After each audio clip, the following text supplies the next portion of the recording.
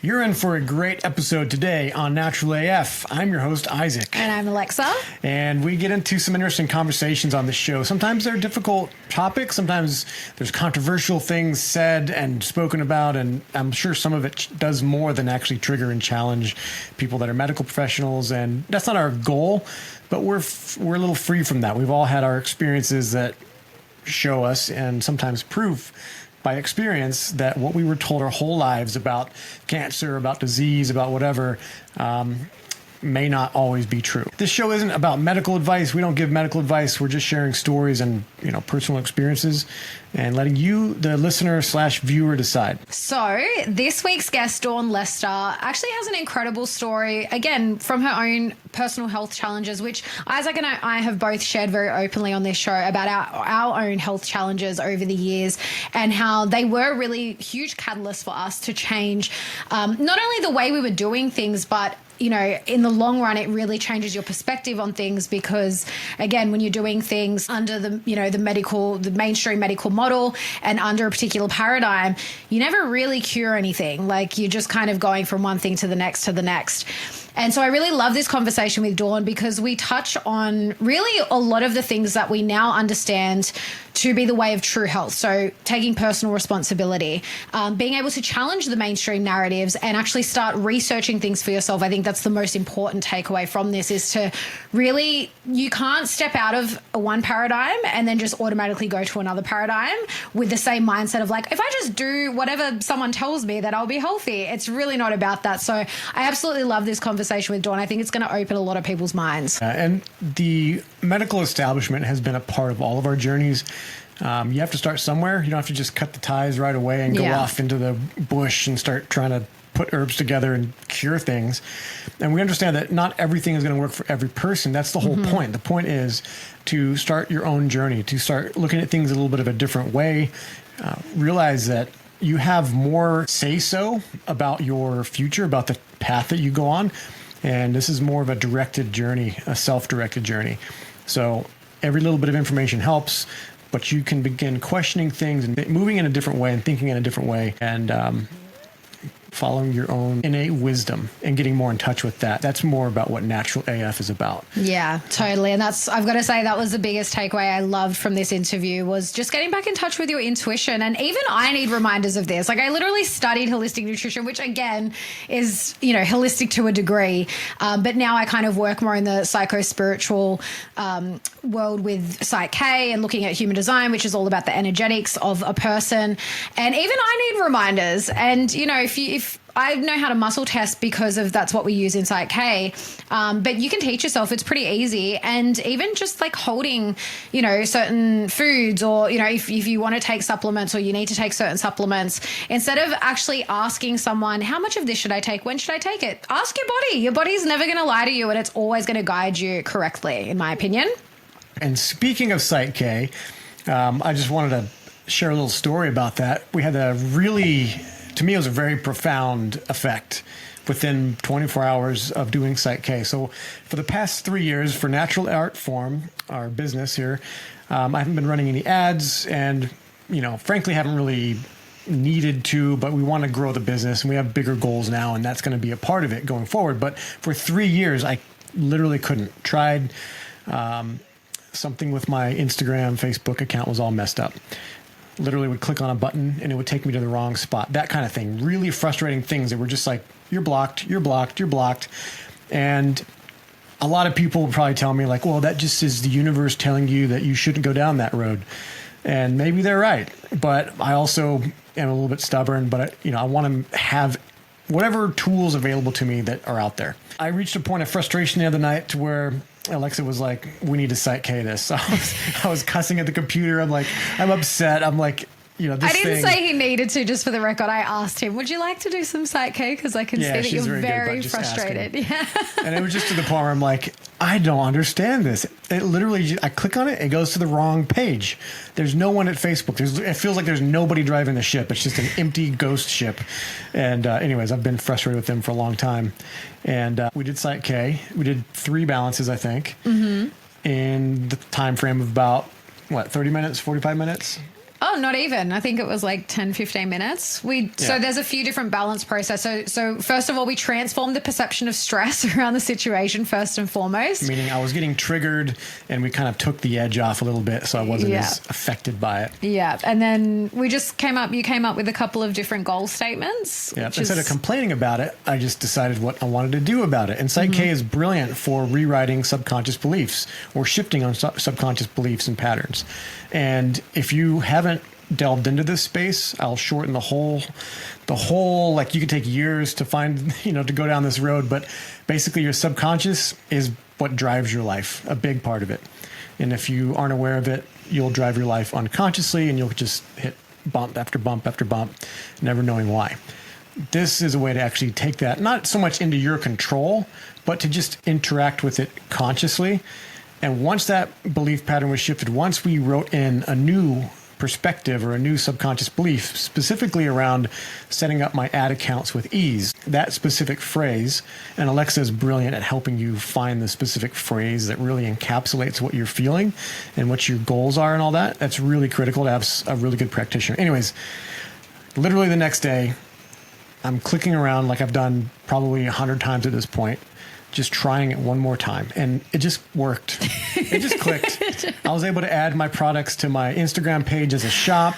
So now when I post with Natural Art Forum, I can actually tag the product that the post is about, which just makes it easier for people to actually click through and go to the site and look at it. And it was such a relief. I'm like, whoa, like that was 3 years coming. And literally I don't know, like, maybe the universe conspired and it timed up perfectly with the update from Instagram. I don't care. Psych K was the thing that I'm giving the credit to the shift, and really opened my eyes about how that internal world, these internal beliefs that sometimes you're not even consciously running up here, are reflecting back to you in your external reality. And I've heard other people say that exact same thing. And here's an example. Here's another data point in the evidence bucket of that. So yeah, I love that story. I remember my first training and my instructor, Rosie, who we've had on this show, she's a previous guest, and she shared a story, very similar story, where something had happened and she did a couple of balances and it just all worked out like that. It was so similar to that, where it was just like bada bing, bada boom, and it just worked out. And it's amazing. Like, those stories are amazing. And look, in all honesty, it doesn't always work like that. Like, it's not like, 24 hours and there's this huge change. Sometimes they can be more subtle shifts, but it is really incredible when you start to shift things internally, even outside of Psych K, even like we've worked a lot with emotion code and things like that. And when you shift these things internally, it can actually be insanely quickly that things turn around in your external environment. Yeah. Yeah, there's something there really is something that people should look into. Alexa's a really talented practitioner. So I'm a facilitator. We're called facilitators. Yeah. Well, and again, that's a great point to make, because I love that about Psych K, is that we are just facilitating someone else through the process. We're not doing anything to you or for you. You're doing all the things. I'm just basically taking you through the process because I'm trained to do that. Yeah. So this isn't another form of externalizing authority and externalizing, the help. And we've had that conversation with Rosie Pletzer about this, how the people that, when you're ready to make the change, the ones that are ready will find Psych K at the right time. Yeah. So if that's you, this episode is sponsored by Alexa's amazing facilitating skills. Yeah. Thank you. And speaking of which, I always think of that quote from Rosie's episode where she said, I always forget it. When the student is ready, the teacher appears. That's the one. And I actually find that a lot with human design. It's really amazing how many people I meet, especially recently, like just in the last few weeks alone, where I'll meet people and ask them if they know about human design. They're just like, I've just recently heard about it. I started looking into it, and then they'll meet me and I'm like, well, there you go. Yep. So I am holding a workshop in just a couple of weeks now. So the date currently is Saturday, the 29th of November. Now, it's probably going to change to the Sunday, the 30th. I'm just waiting on one person to confirm whether that date change is going to happen. So for now, if you're interested, just clear the weekend, or if you have a clear weekend, just book in because it'll be one of those dates. And I probably should know within the next 24 hours 100% what date it will be on.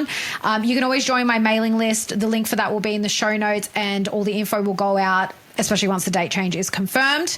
And we're going to explore relationships through the lens of human design in this workshop. One of my favorite areas to look at with human design is relationships. Again, Isaac and I have spoken about this a lot on this show, how it literally transformed the way we built the foundation of our relationship, because we both knew our human designs early on. Now, this is before I was like reading and knew it at depth, but even just the basic stuff that we knew, I just always say it's such a game changer when it comes to relationships, because not even just in romantic relationship, but even like my relationship with my mum. A couple of years ago, there was this one thing about my mum that just really annoyed me. And I used to always say, like, she just becomes like whoever she hangs around, and it really annoyed me. And then when I first looked into her human design, she's a mental projector, and environment to them is really important. And she also has an open G center, which is the identity center. So those people tend to be more like chameleons. Like, they can literally just like their environment, people that they're around, they do very much sort of like adapt to that environment and to those people really easily.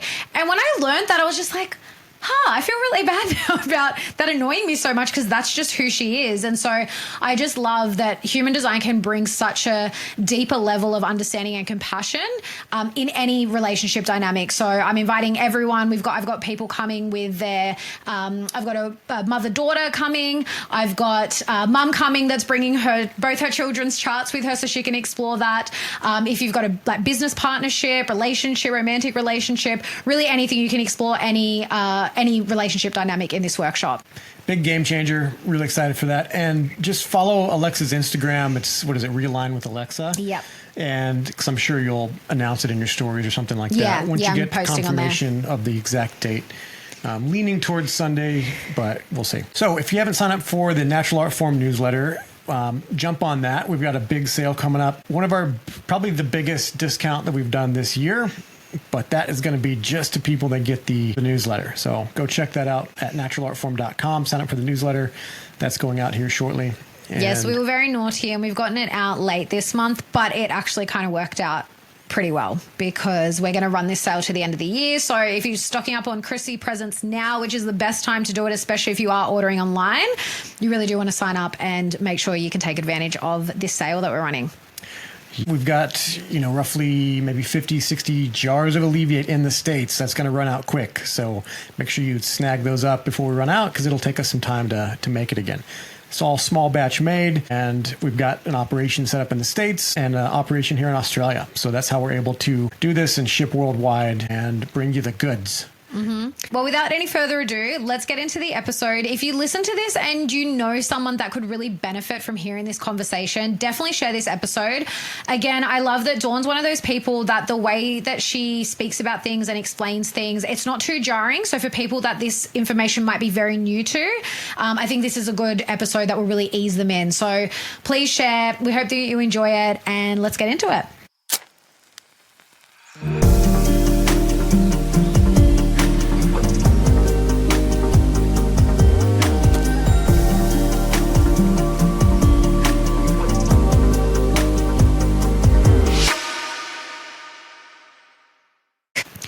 Dawn Lester is a researcher and writer and has co-authored the books What Really Makes You Ill and The Nature of Reality. The decade-long research and writing project that led to What Really Makes You Ill involved taking a much deeper look into a whole variety of topics, not just health, and led to the inevitable discovery that so much of what we're told is wrong. This in turn enabled Dawn to re-examine some of the more difficult experiences of her own life, including her cancer diagnosis and subsequent treatment in the mid-90s. Through her understanding of the nature of reality, she has been able to gain valuable insights and view those painful past experiences from a different perspective, one that shows us that we are not victims of our past and that the future is not fixed.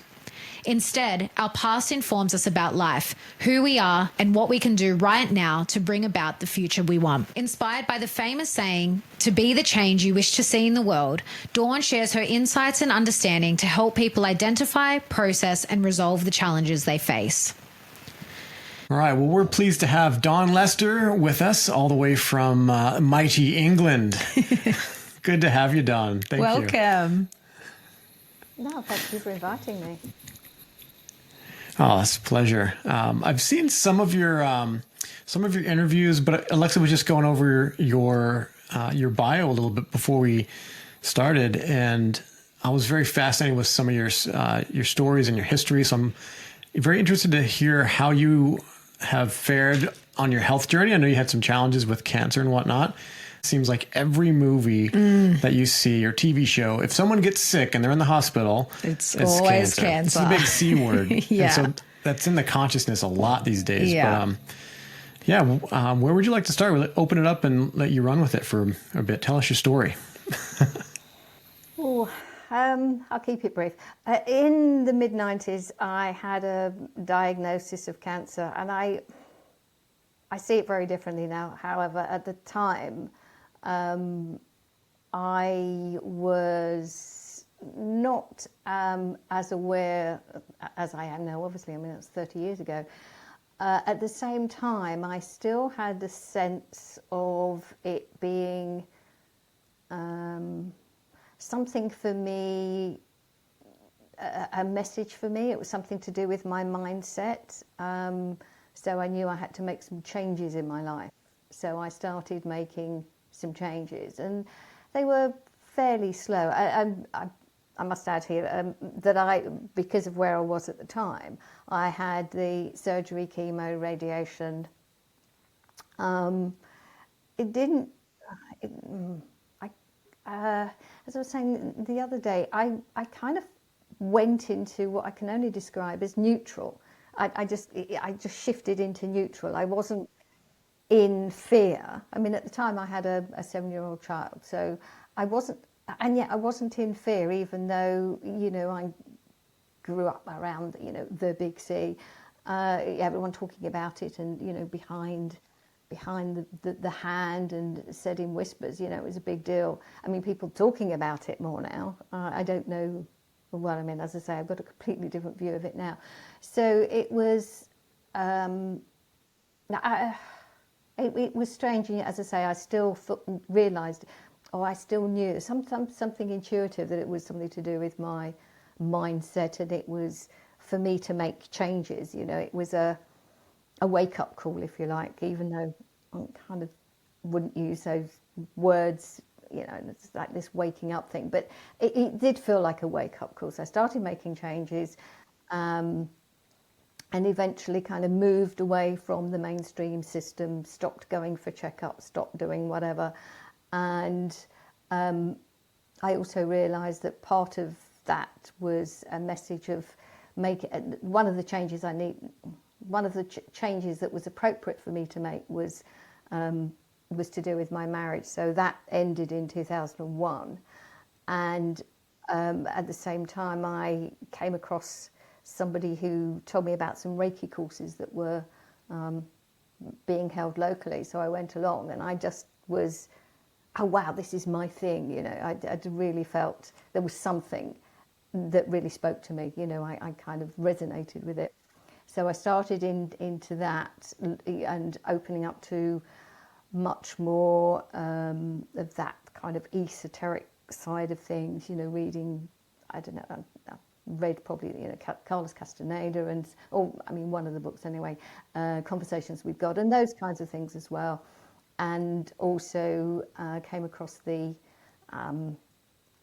David Parker was running a course about the nature of reality, and when I took that course, it really again opened up and made me realise that there was something in there for me. So I learnt how to run that course. I ran the course a few times. And again, this is over time, we eventually turned that into a book. And as we were looking at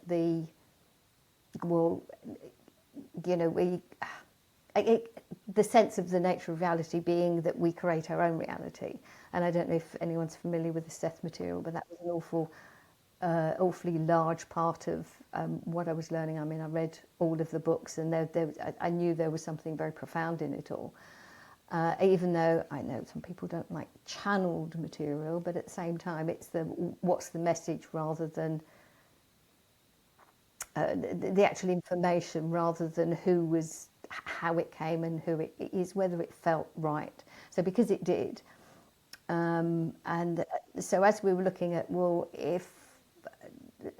part of the nature of reality, and the book was about, the nature of illness. Well, what is illness? Well, hang on a minute, these germs supposedly are out there to get us. So how does that work if, we're creating them, and yet we're, if you like, victims to germs? Well, we can't be victims to germs. And also we'd come across the biology of belief, Bruce Lipton. So that was hang on a minute, how does belief affect your body? So it was a big kind of opening up and asking questions, which started the dive down the rabbit hole of what germs are. And that also led to another book, a small book that we also published at the time, 2010, called Why Germs Don't Make You Ill and Drugs Can't Cure You. So, I mean, it's just a very, very brief overview, but at the same time, we knew we wanted to, put out more information. So then that led to more research and putting together the book that became What Really Makes You Ill, that was published in December 2019, just before 2020 hit. So, divine timing. So, so because it was before the whole COVID nonsense, it doesn't mention COVID. So somehow it didn't get the kind of attention, I mean, but it's still a challenging title, What Really Makes You Ill, with the subtitle, Why Everything You Thought You Knew About Disease Is Wrong. And that had a couple of challenges by kind of mainstream, but it didn't lead to any sort of problems with the book, so that went out. And I've carried on researching and learning, and I'm looking, and certainly the last 3 years probably, I've been looking far, far deeper into the mental, emotional, psychological, that emotional side of things, because I know it's so powerful. It's a really important part of it, and certainly in the context of cancer, because as you were saying, there's a lot of talk about it, and the language around it is, you get it, or you pass it on, or it's genetic, or it's this, or it's that, and it really is not any of those things. It's a process, and it's really difficult because you get these labels, and it's all about labels. So my focus really is on dissolving these ideas about labels, these diseases being distinct labels, and saying, these are conditions, and getting people to, or encouraging people to see the process of symptoms, what they are, what they're for, and that they're not necessarily just physical, that there's, an emotional side to it, and mainly suppressed emotions, or suppressed issues, or suppressed psychological issues, spiritual issues. It's as I say, you could say it's the body speaking to you, but it's if you like, who we are beyond the physical, helping us learn something through the body, which I know that might be a bit of a stretch for some people, because it sounds a bit weird, but it's.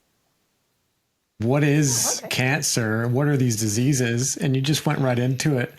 And my opinion, I think you nailed it. But what with cancer? I know there's German New Medicine. I know they have a viewpoint of it. Are you familiar with German New Medicine? And what do you think about that stance and that view of what causes cancer, what is going on there? I I am aware of it. I haven't studied it in any depth, so I can't say too much. But I know that there's something within that cancer is what is called cancer, or what is diagnosed, what is labelled. It is like all other conditions. It's a process within the body, and to a certain extent,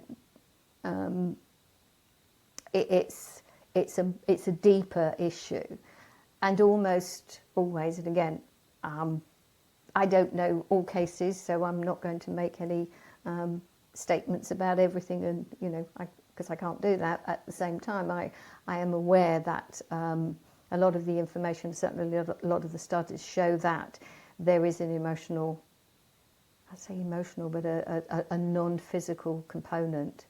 There is something that it's an opportunity to learn, discover something, to find out what our journey is about. I mean, but that's, again, that can be sort of a bit strange for some people, but all conditions are processes. Now, what are called acute conditions are usually called infectious diseases. They're self-limiting processes, and they're usually connected to some kind of detox or clearing out, or just a simple process. They're self-limiting, and they don't need suppressing. The symptoms don't need to be suppressed. When they're more chronic conditions, and I might add in, as the research, we discovered that the medical system, for the most part, doesn't understand these chronic conditions. Because when you look at the definitions, they say we don't know exactly what causes it. We're not entirely sure. There's all this qualifying language, and it's they really do not understand them, because they're deeper processes, and they're only ever looking at one little bit of the body at any one time, and they don't look at the body as a whole. So that's one of the problems. And they don't bring what you could call the mind into it as well, the mental part of it. And missing that out is just huge, because that is part of it. So that's where, with the German New Medicine, it is definitely some kind of situation that the body is processing. And sometimes it could be something suppressed from a long time ago that leads us to have certain stories in our heads about who we are, what we are, I don't know, people may have stories in their heads that say that, they're not worthy, or they're not wanted, or they're not this, that and the other, and that holds them back from their, living their lives to the full. And so there are ways that if you like, the soul or the spirit will bring a message and use the body as to present symptoms that says, no, there's something you need to look at here.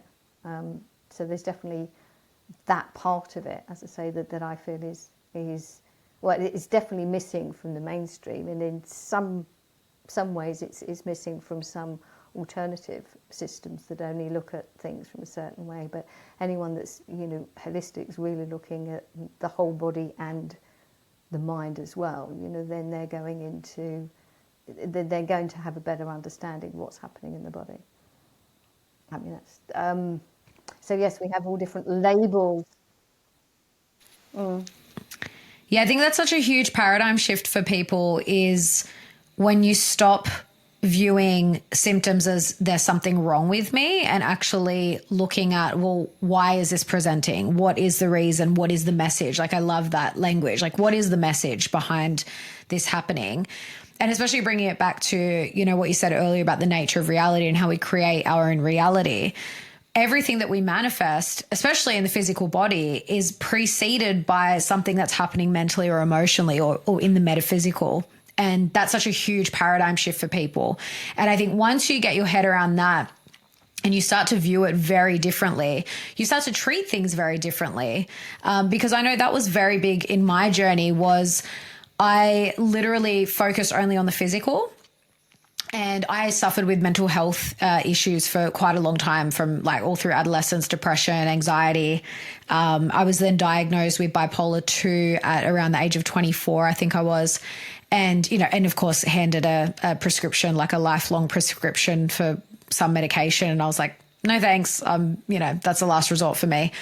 And, and look, at first it's not to completely write off all, focusing on your physical body, because that's also very important. But it kind of just, I got to a certain point and like, I felt like there was still something missing. It helped a lot. Like just cleaning up my diet and lifestyle helped a lot. I've never identified with being bipolar 2. Like I look at my life at that time and I'm like, no wonder I was up and down. I was like taking drugs and drinking a lot and partying, and I was, not living healthily at all. And so, I kind of toned all that down, really focused on like eating well, exercising, and that shifted a lot for me. But then I still suffered with anxiety. I still like ended up in really unhealthy relationships, this kind of thing. And then it really wasn't until I started doing, the psycho-emotional spiritual work that my whole life changed. And in turn, like, yes, I still have things come up, but all of those like chronic issues that I had just stopped affecting me. And if they come back, obviously it's normal to, feel anxiety at times, or, feel a bit depressed at times, but it's not like this hole that, I go into. And I think that speaks to a lot of people's experience when they shift from just focusing on the physical to start focusing on more of that spiritual, mental, emotional stuff. Oh, absolutely. It is both. And it is also important to recognize that, the body does undergo the results of that kind of emotional stress, in it. And the organs can be, I say damaged, but I mean, not necessarily serious, but there's something that, they need support to be to get back to functioning, should we say, optimally. So, yes, I recognise that the body needs support. However, it's only, the body heals itself. It's just that we're helping it. So what we do and what we take will help the body, help to support the body. I think that's the simplest way. And so at the same time, by helping support your body, you're also in a different mindset of, I don't know, maybe sort of moving more into taking care of yourself, looking after yourself. And that's not from a selfish way, because that's also part of the conditioning of, oh, you can't be selfish, but it's, well, you have to look after yourself. So that may bring up all kinds of other emotional ideas of things that have been suppressed about how people may, how one may have felt about oneself. I'm just being aware of the language. So people may, how they feel about themselves, how they've been spoken to when they were younger, and they've held on to a certain idea of who they are. And that will come up to be released in some ways. Now, I mean, you say, you are very different now. And I mean, that's great to hear. At the same time, we are all on a journey. So it's not to say, oh, well, I've got that fixed. I'm fine and everything's fine, and because then if other symptoms come up, you can start beating yourself up. People might start beating themselves up and say, well, I thought I'd fix this. What's, again, the important point, say wrong, air quotes around the wrong. So it's then to say, well, it's a journey. There's something new. You go, okay, here's another opportunity to say, well, okay, what's this about? It may be just, okay, time to have a bit of a rest. But it's so important that, the point you made about people feeling that there's something, again, air quotes, wrong with them. And of course, then because we know how we talk to our bodies is so important, the placebo-nocebo effect, that if you're saying there's something wrong, there's something wrong with me, then you're giving your body that message, so there's something wrong. And these are the languaging changes that we need to gain that different perspective, so we can stop seeing ourselves or people stop seeing themselves as victims of what's going on. I'm changing my language because I'm aware I don't want to start giving myself any messages of the way I'm saying I am wrong, or anything like that, because the body hears that, which I know it does sound weird. At the same time, it is the case. I mean, at a presentation, with the audience, I encouraged them to have. There were three different phrases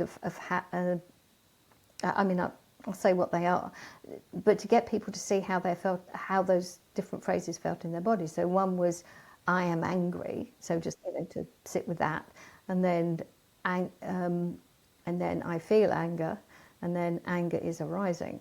So it's whether you identify with it, and that's the thing with all these labels in terms of the medical system. That people are then given a label that they attach to themselves, and it becomes part of them, instead of seeing it as a process and part of a journey. It's an identification, and that's part of the issue. So it was great that you said that you never held that label of that label was not part of you. You didn't hang on to it. And I don't know that there's a difference bipolar 2 to bipolar, or but again, it's just different labels. It's probably just a slight change in the combination of symptoms that people present with, that they say, well, it's a different sort of bipolar. So okay, and again, as I say, just labels, but great that you not to hold that label as an identification.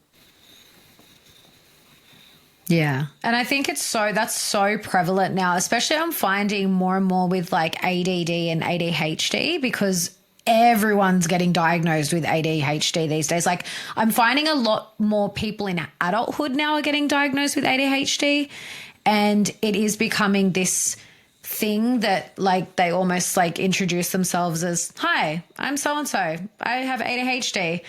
It's kind of bizarre to me, but again, I think that, well, I've got to say, I'm gonna say this, because the issue I have with this, because I met someone recently, or like sometime this year, I was in a training group, and this gentleman was in the group, and that's how he introduced himself, and as I have ADHD and neurodivergent, and I'm looking into doing this training because so that it can help me, and which is great. But just from my observation throughout this, it was like a 10-week training course. I just thought, this guy, there's nothing wrong with this guy. He's just uniquely him. And I think this is, again, the problem with, if you don't fit inside this box, we're going to give you a diagnosis, and that's what you are, and you can't change it. There's nothing you can do about it. You just got to learn to live with it. And they're giving coping mechanisms more than actual, like what I would call treatment that actually does, like, not that I think that in terms of like in this example I'm giving, not that I think he needs to like change anything. I just think he's just uniquely him. Like he's just different to, what's inside this box. And yeah, to me, I just find it really strange that it's becoming so much more common that now adults are being diagnosed with ADHD all the time. And then part of that too is like in children, I think a lot of especially young boys are getting diagnosed with ADHD probably because they don't want to be sitting in a classroom for 6 hours a day, because that's so unnatural for kids to do, especially boys that have a lot of energy. And I think it's becoming the same way with adults now, because they're probably in a 9-to-5 job that they hate, that's like not what they really want to be doing, and they're not utilizing their energy in the way that they should be. And then they get, diagnosed with quote unquote ADHD.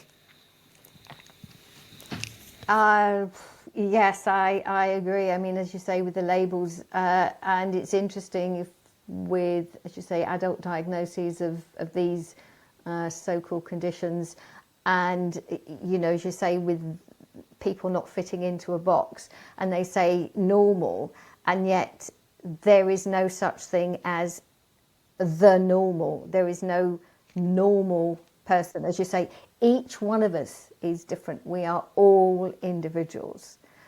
And the idea that we have to fit in a box, obviously, we're not the sort to want to fit in a box, are we? So I think part of that is also, and some of the labels that they brought into the most recent DSM,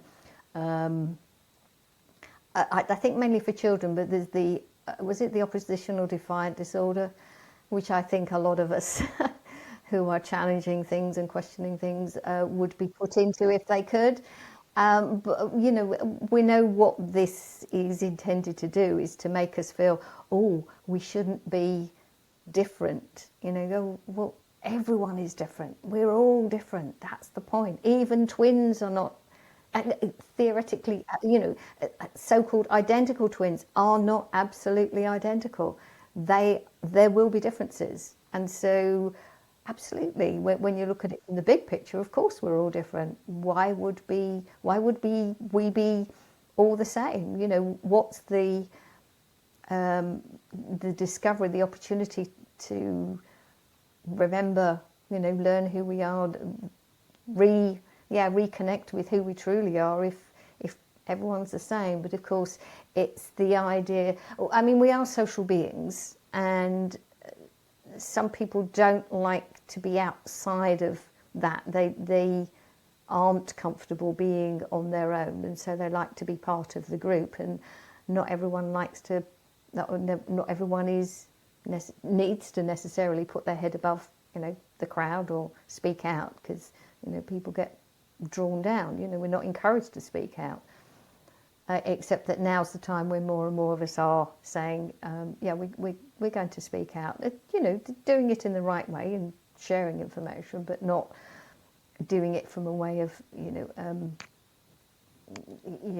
well, I suppose some people are doing it from a more rebellious way, but it's learning how to do that and to learn that it's actually okay to be different.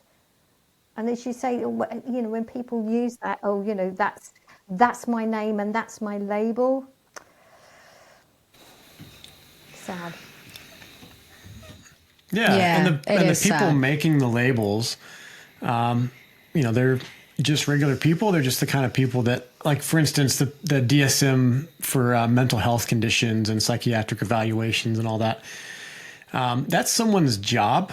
So their job is to identify and label things. So it's like they're just going to find things to label. Yeah. And they'll keep, you know, because you don't want to lose your job. So you just keep finding more and more ways to describe things and apply labels. And I like that there's this growing message that people can be free from that. And if you want to fit in that label, you know, you spoke of channeled works. I heard one, Dr. Jennifer Daniels, if you're familiar with her, she brought up one from someone named Seth, an entity or something called Seth. And it talked about the stories that people want to play out. Yeah, that's one that Dawn mentioned earlier. Oh, okay. Yeah. Yeah, that one I thought was very important, especially with COVID, because understanding pandemics, was that part of that book or part of that channeling? Was they asked, like, why did pandemics happen? And I don't know if you can explain a little bit of that book and, like, what that revealed about the stories that people choose to participate in.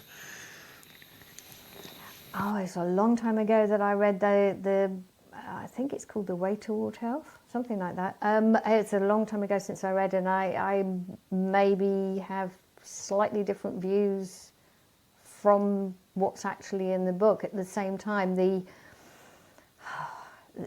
idea of pandemics, epidemics is partly because of our social nature. You know, we are all connected, and even though we are encouraged to believe the idea that there are these invisible enemies that are being spread, and that's why people in a similar environment have similar symptoms at a similar time, and they go, see, everyone, and they always, you know, a lot of people say, oh, everyone, and when you ask them, say, well, it was most people.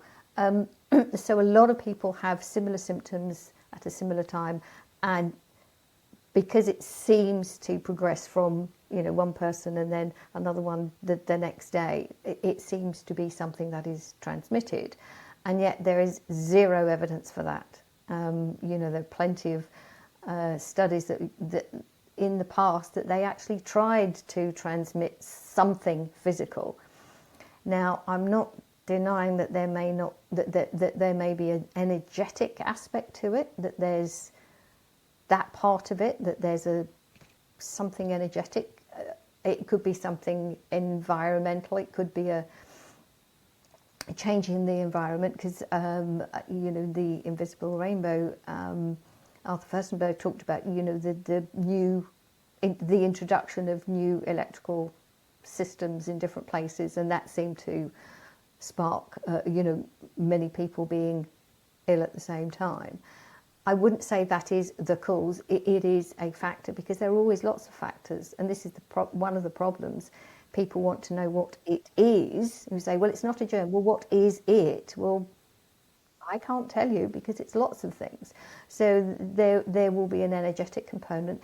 There is also the fear-mongering component, which is can't be ignored, because just look at what happened in 2020 with all that the reporting and the push daily, just on and on with the symptoms and this, and it was pushed out so much. And as I say, the nocebo effect is well known, so people can read all these different symptoms. Slight tickle in their throat, suddenly they've got something, and their bodies manifest the symptoms because they're in fear. They believe, so it's just the whole belief systems, the whole everything will then encourage those symptoms. And sometimes the fear just puts the body out of sorts, and then it's trying to rebalance, return to homeostasis, and so that's part of where the symptoms are. So they're because we are all connected.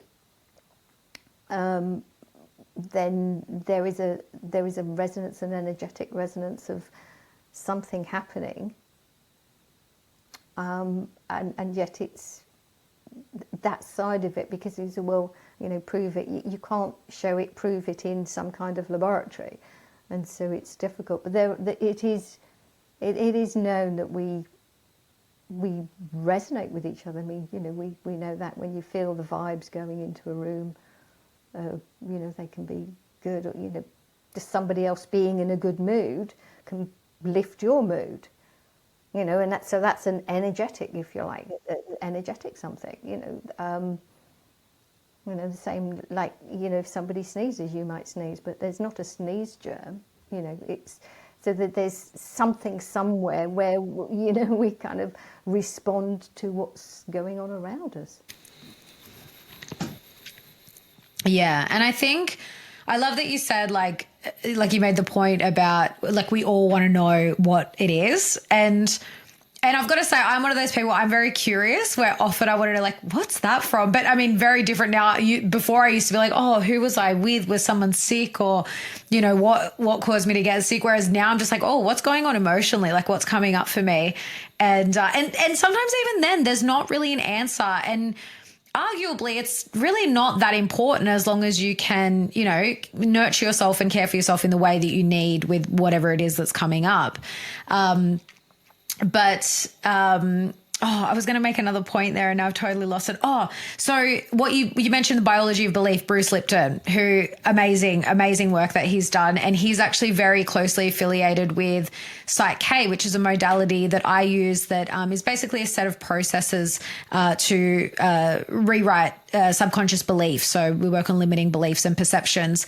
And the originator, Rob Williams, used to do talks, like speaking gigs that Bruce Lipton would be at, and they became really good friends. And Bruce Lipton loves Psych-K and spooks it, and he's involved. And it's interesting too, actually, just on that point, that both Psych-K and Human Design, so two things that I work with now, they're based on channeled material. And so I'm totally with you. I've never been into listening to people that channel and all this stuff, but there's definitely something to say when the channeled material, you put it into practice and it actually works. To me, that's all that really matters. But going back to, biology of belief, I think that says so much about the reasons we get sick, because even just the belief that you can catch something from someone else, I think that's more what's bringing on the illness than the germs or the physical interaction. it's the belief that that can happen, and then it brings it on. But there's also the energetic side of it, where it's almost like these unexplainable things. Like Isaac's had an experience where him and his daughter both got sick at the same time with the exact same thing, same symptoms, but they were like in different parts of the world. And so there's so much more, I think, that we don't even fully understand when it comes to the nature of what makes us sick. And again, I think it's people need to be able to let go of that. I need to know the answer, you know? Oh, totally. I mean, it's an important point you made when you said, you know, you want to know what it is, even emotionally. I'm not really sure, but it still got you to, or it still encouraged you to take care of yourself. And maybe that was the message. It's, you know, time for some self-care. You know, take some time out, have a bit of a rest. It was just, it may have been nothing more complex than that to remind you to look after yourself. Again, I'm not saying that's what it was, and yes, and as you say, sometimes we just go, what is it? What is it? What's it? You know, and it's not always obvious. And the more you try, the harder it is to find it. So quite often it is just to say, okay, I'm not sure what this is about, and open yourself up to receiving some feedback. And somebody may say something to you, or you know, it's just when we're trying to do it intellectually, then we're not necessarily listening to our intuition, and it's that is giving us the message. And I think, you know, a lot more people are learning to listen to that, you know, to ourselves. And this is it. It's to start with ourselves and remember. No, I mean, it's a great point about the you know, the psyche. I've heard of it. I don't know much about it, but as you say, with, you know, our beliefs and when it works, when it actually does something, you think, yeah, no, there's something here.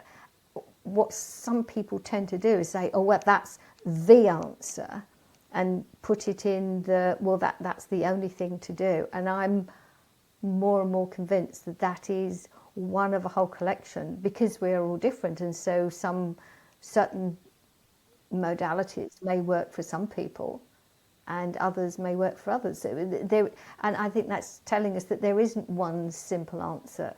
So let's explore, and there's a lot, and I totally agree, there's a lot we still don't know. So let's say, okay, these are different tools in the toolbox, let's see what else there is. Let's open up and be curious about what other things we might find. And you know, we're learning about water, you know, from the work of Ada Austin. You know, we're learning about, you know, if you're familiar with the telepathy tapes, you know, we're learning about what's going on, and these non-verbal autists, and like you're saying with ADD, ADHD, you know, these different labels, they've been given a label as if there's something, again, air quotes, wrong with them, and yet there isn't. Here's an opportunity to learn something amazing through a very different perspective and a very different medium of communication.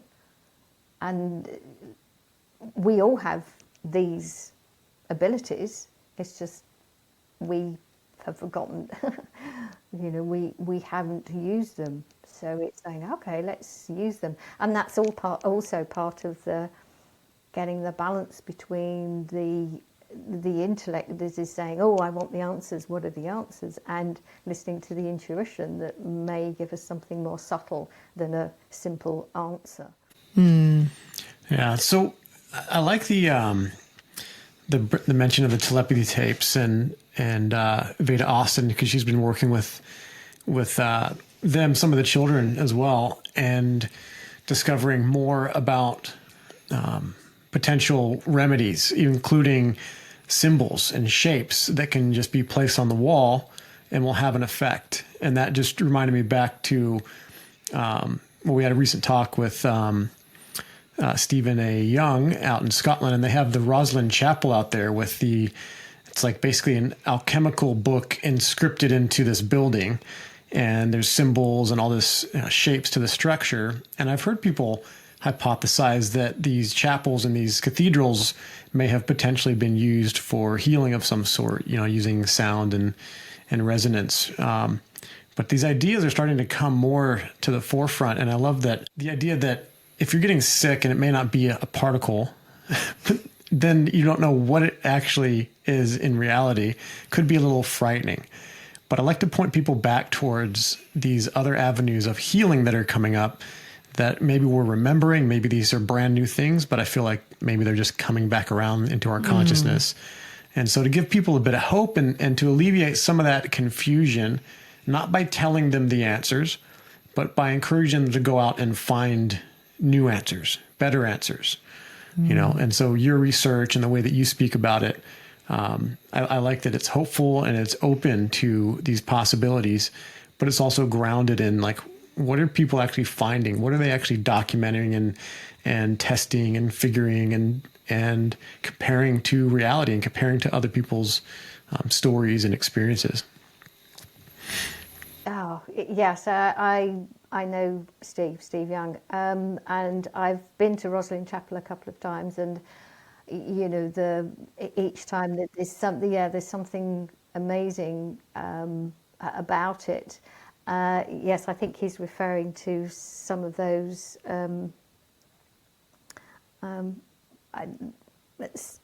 within that structure, that they are slightly different and different symbols, and he's associating them with sort of different tones and different, so it's sort of musical. I've not dived deeply into the whole Tataria. I've kind of got half a foot into it because it's not my main kind of area of research. So it's like it's almost like a sideline, because it is fascinating, as you say, with and it makes absolute sense, with the bells and the organs and the shapes and everything, that they are, and there's an energetic aspect to them there, and that's also why I would imagine the religious organisations took them over, because they know there's something energetic, so people are going to feel a certain way within these buildings, and they're going to. The idea was to, I would imagine, to harness that and put it in the direction that they wanted them to take. So, into the religion, rather than the real, the bigger, the much grander, not idea, but sort of proposal that that's about energy and tuning into everything of who we are and harmony and also healing, because of the. Well, again, the shapes and the again the way they resonate. That people do feel something special within these buildings, and then they are just fascinating and stuff. I never used to be particularly interested in architecture, but since learning, I now look at buildings completely differently. Certainly, the old ones, you're just drawn to. They think, wow. There's something very special, and they're not just decorations for the sake of decoration. There's something very important, not important, but there's something potent, if you like, in everything. There's something. They were part of what they were intended to be. So it's not just, as I say, decoration. It's part of it. It's part of the. The geometry, the biogeometry, whether it's harmonics, all of that. Absolutely fascinating, and takes us back to the idea of, we're supposed to be, I don't believe in the theory of evolution, but, that's what we're told, we are higher beings, therefore they were just primitive. And you look at these buildings, you think, that's not primitive. They don't do things like that now, so they don't create that. So, they're fascinating. Yeah, and it says a lot too, like even that we actually had someone reach out to us who we're going to potentially look at getting on next year, that works now in the space of healing with music, through music. and they're actually like studying it. So like they're doing brain scans and like all these things to actually like prove that it's working.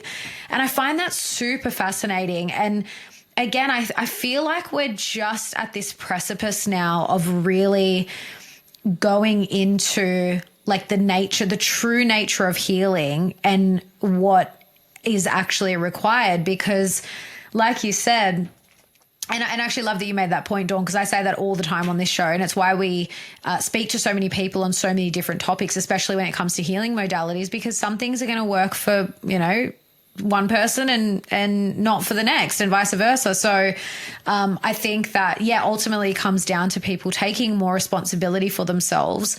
And I think for a lot of people, that's really scary when it comes to their health, because we're so indoctrinated to go to the doctor when something's wrong, do what the doctor says, go to even in the natural health space, it's still the same paradigm. You go to the naturopath, you go to the, whatever it is, the kinesiologist, you go to the person and you do what they say, or they do something for you because you can't do it yourself. And so I think once you really step out of that, it really does come down to, I think a lot of it is like trial and error and experimenting to some degree with what works best for you and what you resonate with and what also gets you results. But I just think there's so much out there now that, again, we're sort of just starting to discover, things like this healing with music and sound healing and, all these different modalities. Homeopathy seems to have this really huge revival. And, and I think a lot of it's going back to energy. It's like in my eyes, it's all energy medicine. Oh, I agree. And the point you made about responsibility is huge. I mean, it is fundamental, really. And so it doesn't mean that we don't go to other people, but they aren't doing the healing. They are helping us learn about how to support our body so it can heal itself. So healers now are, I see them as sort of different. They're not the ones doing the healing per se. Anyone who says that I will heal you is missing the point. It's I can share what I know so you and to help you support your body. So people who, my good friend Dr. Marisol Arce, I don't know if you know about her. She's a naturopath, and so she's totally aware of the nonsense of the germ theory. I mean, she's been looking at that for years. So she provides whatever it is to help people, to support their own bodies.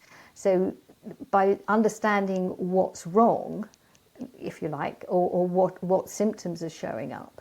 So I shouldn't say wrong. To understand what the symptoms are, and listening to what they're saying about their lives. You put a whole picture together, so it is holistic, and then see what the body is asking for to support it. And that's the same for homeopathy. And I mean, I have to confess, I was very skeptical about homeopathy. Up until very recently, in the last couple of years, I've started learning and realizing it's not about something that's in those pills. It's not about the substance. It is the energetic.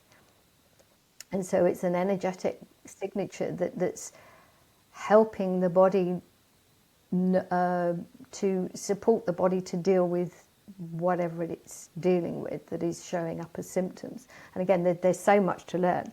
So, I mean, with sound healing, there's, I don't know if you've come across Eileen McCusick's work with the tuning forks. So, the biofield tuning, I mean, she's amazing. Yeah, she's amazing. And you're talking about healing with music.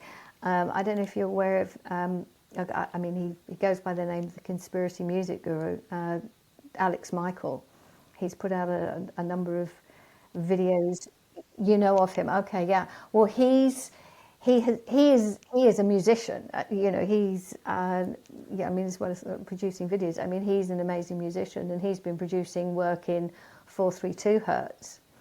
He's put out 2 albums called True Solfeggio. He's working on the 3rd. So, and he has had many people respond to him and say, send him messages, in various different ways, and saying those albums have helped them enormously, and they've healed through listening to that music. He's got a whole. I interviewed. Yes, I mean, he was on my podcast about a month ago, and there's a page on his website where there are testimonials of the people who've experienced, not as received, who've experienced changes in their health. They slept better. All sorts of symptoms and things have changed as the result of listening to his music. So, and again, because it's in 4/3/2 rather than I saw the first album. That was incredible. He's a very talented singer, guitar player. He Alexa, you probably haven't heard too much of his stuff. He's hilarious. He's super funny. Because he did a whole album, and everyone thought he was a Texas, like Alabama Southern guy. I think it was his Flat Earth album, but he's from the UK, and now I think he lives near Mike Wilkerson in Spain. Oh wow! Oh yeah, I remember them talking about him. Yes, they are neighbours. Yes, I actually was out in Spain and I met them. September. Yeah, September. Oh yes. So yes, no. Absolutely. I fell for that as well. I thought, there's an American, because he's, with the accent and the hat and everything in his videos. And then I heard him speaking. It was like, wow, he's just he's a guy from Essex, from not too far away from where I live. I mean, originally, but he's, as I say, he's now in Spain. And he's a lovely guy, really talented musician, really. Yeah. His music was, it was a part of my learning about that, because I heard him on Crow 777, and that's where they talked a lot about the alchemical stuff, and then the solfeggio frequencies, and then listening to Eileen McCusick. And I actually got to meet her out in California at one of the Music and Sky festivals, and there's something very interesting with the sound healing, because I've had that. I don't know, I was going through emotional stuff, and I had these bad stomach aches. And I remember hearing just a short snippet of what she was talking about, doing the sound tuning, the vocal tuning. And intuitively, I just kind of started playing around with different tones and found one that made my stomach ache end immediately. And I've used it since here to interrupt feeling nauseous. And it can be quite effective, and just using the hue tone, but singing it at different levels. I don't know specifically what notes, but just singing the word hue. That's one that I picked up. Just that word it goes back to maybe some ancient Sanskrit, something or others, but this stuff it's real and it's intuitive. It's somewhere within our DNA. Otherwise, how would it be so easy to just kind of figure it out and use it and actually feel an immediate effect? Yes, I mean, sound is, because everything's energy. So it's electromagnetic. So sound and light are parts of the electromagnetic spectrum. Sound and light are fundamental parts of this realm, if you like. There's so it's not surprising that we're moving into developing a deeper understanding of sound and light and energy, because that's connecting us to what this realm is. Again, moving away from these systems that have tried they've tried to control us with. And I think that's also what 2020 was about, the beginning of getting us to realise that we need to start looking at things differently. So again, a kind of, if you like, a collective wake-up call. And it's really, really shifted a lot of people moving into all sorts of different directions and different perspectives, and opening up questions of what sound is, what light is, what water is, all of these things, and just asking the questions. So the curiosity, because we've been taught not to ask questions, so now we're saying, oh well, no, we're not going to do that anymore. So we're asking questions, and so everything's opening up. The more we ask questions, the more that opens up, and we're moving into really exciting areas where we're learning so much more. I mean, we can't all learn everything about everything. And which is frustrating sometimes, because it's just like, wow, look at this is fascinating, and you want to kind of move into all these different directions. It is showing us that the energy aspect is really important. Understanding we don't actually know what energy is. At the same time, we're learning what it can do, or what we can do, or what it's about, or asking the questions and finding out more. So it's connecting to a more expanded view of who we are. At the same time, it's not about denying this physical form and living life. It's not about kind of moving out into beyond the physical, because we are still here and learning how to look after our bodies. And so that then allows us to open up and in what we do with our lives and in our lives. And we do have to look after ourselves first. And as you say, Alexa, the responsibility, taking responsibility, and that seems to be hard for many people, because it might mean they may have to make changes and maybe they don't want to. So I'm finding more and more that I say, well, here's the information, it's up to you. We can't make people. At the same time, it's it's wanting to help without imposing it. It's an interesting way of saying, well, but life could be so much more exciting if we're all healthier and alive and vital, and then that allows for more journeys and more investigations and more inquiries and being able to look at different things. It's about, I think, opening up to more possibilities. Yeah, definitely. And I think also, because I think especially when it comes to our health, and again, like when we've grown up in a society where we are taught to outsource our health to someone else and basically be, just do what we're told. I think it can feel quite overwhelming, where people, might feel like they've got to make changes, but they've got to change everything. And I think it's important to note that it's like, just start with like baby steps. I mean, because I actually studied holistic nutrition way back when. And again, that's kind of what started like me on my journey. Like, it started with my own healing.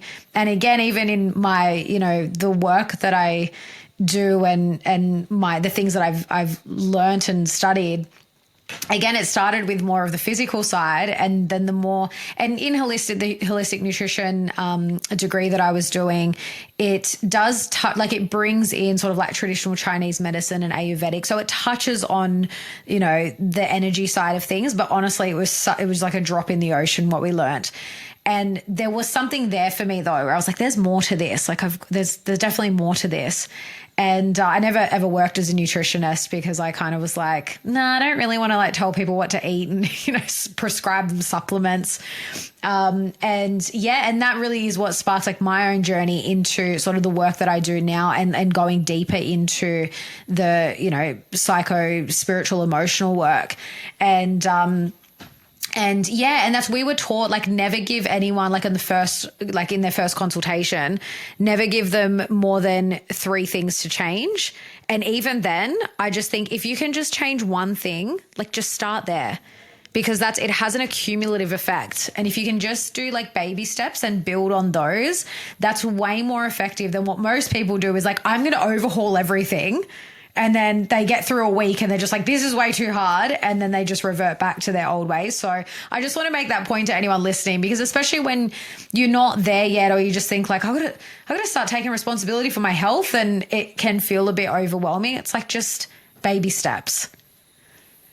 Oh, I totally agree. And it can, people can feel very overwhelmed. Yeah, I mean, I don't actually give advice, but if somebody asked me, what's the one thing, I would suggest that they move away from processed foods and into like natural foods. I mean, and I'm, I don't do the diet thing because we're all different, and different people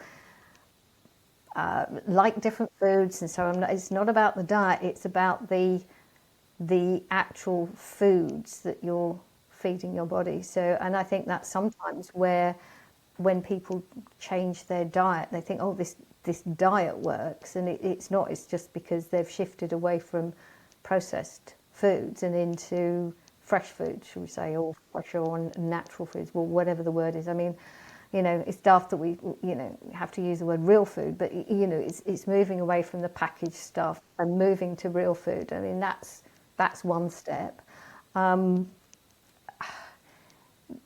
other one I think is probably more, like you say, the psycho-spiritual, emotional side of start caring for yourself, or to even maybe ask them why they're not caring. Because I think it's not necessarily about telling people, it's more to ask questions so that they can find what it is for themselves, within themselves, that is giving them the difficulty or with taking responsibility, or why it feels overwhelming, or what it is. It's I mean, like you said, there's so much information about this is good for you, this is bad for you, and that could be, 1 week something is good for you, the next week. So it's to not outsource. I mean, it's so important not to outsource, and to say, to help people find whatever it is to look after themselves, to care for themselves,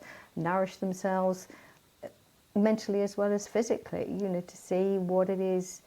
That's something I do when I have conversations with people, to ask them, or to hear what they're saying and how they're talking about themselves, and to say, did you hear you say, that about yourself? And because again, habits, language, and words, and how we speak to ourselves, and how we program our bodies, or like Bruce Lipton talks about at the cellular level, but I mean, how we're programming our energy, move away from the physical, but programming our energy, that's our energy that we're putting back into our body and recycling. Even, our approach to the food as well. And it's not to say, oh, you can eat anything if you believe it's okay. It's, there's still the physical side of it, so it's getting that balance of both. But yeah, I mean, absolutely encourage people to just take a step, just try one thing, just one thing at a time to shift. And it's not like just one time. I mean, it depends on the person, because, everyone's different, but at least to try one thing. I mean, absolutely, it's, so important to take a step. Yeah. Well, what worked for me, I was working in the oil field back in when I lived in the U.S., and I wanted to live as healthy as I could, just knowing that I'm in a very toxic environment with all the chemicals and all the stuff that we're drilling with. So I was like, all right, the one thing I can do, because I really needed that job at the time, I was like, I'm just going to take control of my diet and eat as good as I can, eat as well as I can. And the simplest thing that I could recommend to people to start with, even if you're not into like the organic stuff, if you haven't gone that route yet, just start like in America. I don't know if it's the same in the UK. It's kind of the same here, but if you stick to the outside walls of the grocery store, that's where the stuff that doesn't come in boxes and packages typically the is. produce, milk, cheese. Produce, dairy, meat, pretty much. Yeah, and then once you get inside the aisles, that's when everything has all these other ingredients and preservatives and all this stuff. So just shopping the outside walls of the grocery store, and then try that for a week. And if you can do it for a week, you can do it for a month. And I started doing that in the oil field. It was a little bit trickier to do on because I was gone from home for about 20 days at a time. So I'd have to buy everything in one shot and try to predict what I would eat for the next 20 days. So I ended up just being very, very simple with what I ate. But that's a way to do it too. Just keep it simple and then go from there. Observe the differences in your body. But it takes some time, to see changes. So don't expect it to change after 1 week or 1 month. Well, that's what most people fall into, that trap. And I mean, I'm guilty of it too, especially over the years, because it takes, I've heard so many different things. Like I've done NLP training and listened to a lot of different people speak about this stuff. Like some people will say it takes 21 days to rewire a habit, like, neurally.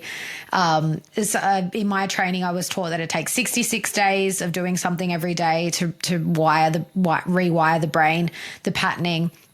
But either way, it takes more than a week or a couple of weeks. It's like nothing's going to stick if you're just doing it for a short period of time and expecting all these huge changes. But I just want to also bring it back to intuition, because you mentioned that a few times, Dawn, and I think that's such an important place to start. And that's what I would also recommend to people is like start by, if you feel like you're not connected to your intuition, start tapping into that and feeling into like, what does that feel like for you? How does your intuition speak to you? Because I think that's going to be that is your inner guidance system. And like, there's so much, I think we get information overload now. Like there's just, with the internet, we just have access to everything.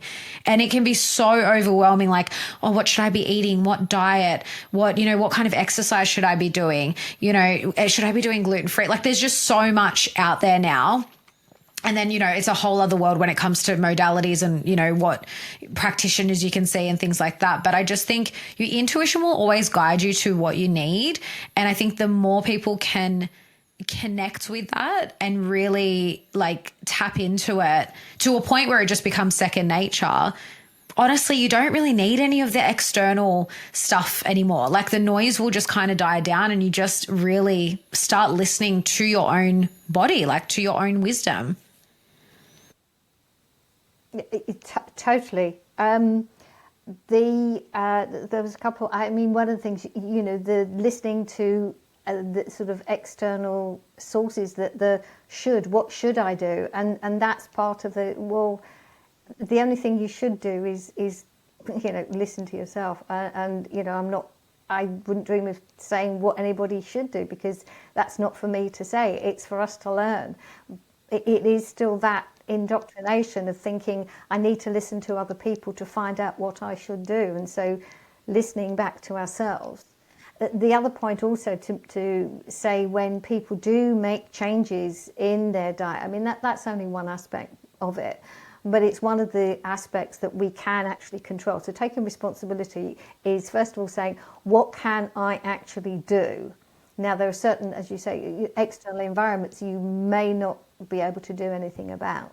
So you can make changes within your own home environment, looking at the products that you use, for example, and substituting the one, just removing the ones with lots of chemicals in them. And, there are plenty of ways of, cleaning the house or whatever with more natural products. And what you put actually on your body, and so obviously what you put in your body, so your food and your water and things like that. It's also important when you make that change that there may be some symptoms that come as a result of that, because you are changing. And you think, oh, this is making me ill. Well, no, it's not making you ill, and that's why it's so important to understand what symptoms are. It's the body recognizing that it's now got an opportunity to clear some of the build-up of toxins. So because you've now shifted to a less heavily toxic diet, and toxins are not like in a bad way, but all the chemicals that are used in the foods and the different ingredients in these packaged tinned products. So the body will probably respond by having a bit of a clear out, and so people may have symptoms. And it's to be aware that that isn't bad. It's your body's natural processes, and I think that can discourage people and make them give up as well. You know, if they experience, well, I don't feel well. Well, it's not that you don't feel well.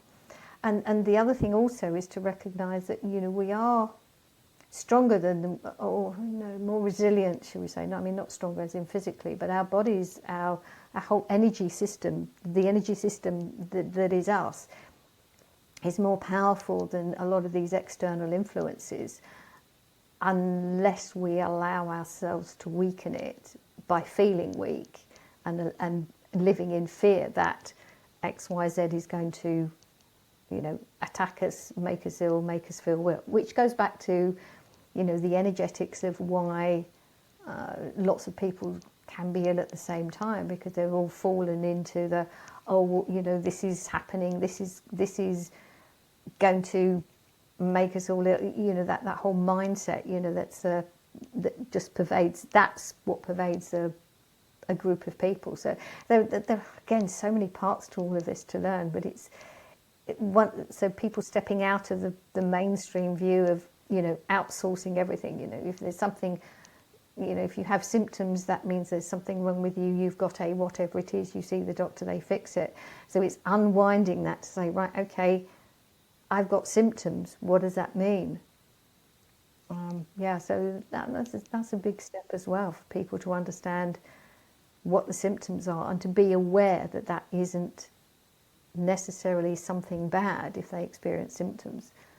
You know, it's not I've got to run and stop the symptoms, because you're stopping the body's natural processes of clearing itself. Yeah, exactly. And Dawn, I was thinking as you were speaking of that, about some of the things that are popping into people's minds and people are really concerned about, like microplastics. And I've heard that there's studies where they found microplastics in all these tissues in the body, in men's testicles, and it might be contributing to, you know, lowered fertility rates and all these other things. I was wondering, do you have any ideas on pointers or on how to get that stuff out of your system? How do you deal with something like microplastics, or is it as big of a deal as it's being made out to be? What's going on with that from your point of view? I haven't looked into that in any detail, so I can't really, I don't have a particular answers. At the same time, it's still the same thing of not falling into fear, knowing the body can process it. You know, it will always find ways of clearing whatever it needs to clear. And maybe increasing support of detoxification processes. Although the body's always detoxing.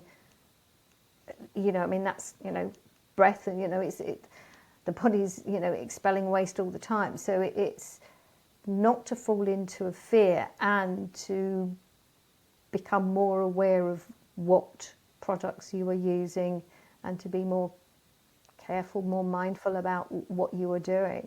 I like, but I can't say anything. I've got no responses to anything specific for the microplastic. So, yeah, sorry about that.